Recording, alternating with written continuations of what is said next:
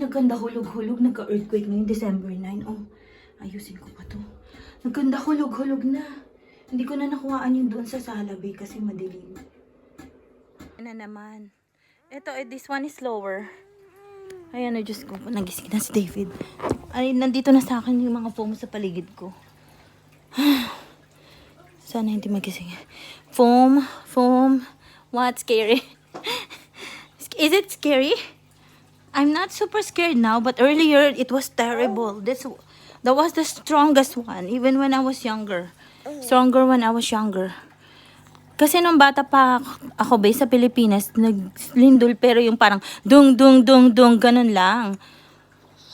Like, lindol, ganun. Tapos naglakad kami paakit sa taas ng bahay, ganun lang. Ito, Diyos ko para kang kumanta ng isang buong kanta or sumayaw ng isang buong sayaw ng stage performance.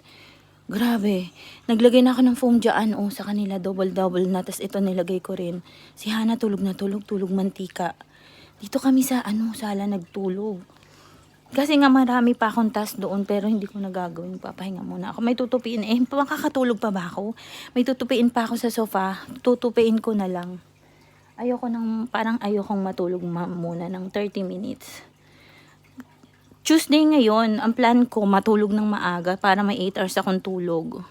Tapos ito pa yung nangyari. Nakakainis.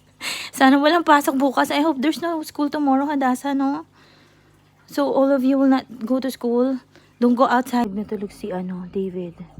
Somehow, gusto ko nang bumalik sa Amerika, be. May mga earthquakes dito. Ay, Diyos ko, Lord. Ayoko nang mag-worry. Ayoko na lang mag-alala. Alam niyo, bigla akong niligpit yung mga basura. Ang basurahan niligpit ko, after ko nitong ilagay, magtutupi ako ng mga dami. Itatapon ko muna yun sa labas. Mabilis lang kasi baka mamaya magka-earthquake na naman. Itatapon ko siya para bukas wala na akong masyadong gagawin. Tapos magtutupi siguro ako ng damit. Kasi parang 25 pieces lang yung damit or 20 pieces. Tutupiin ko na lang. Hindi pa ako makatulog. Para akong nakakape. Magkakape nga ako. Si Hadasa nagpapahinga. Diyos me, ayan yung mga Alam mo kaya gustong gusto ko may mga ganito kasi may mga... Hindi naman ako nagka-phobia, no? Basta maganda pag may mga stuffies ka.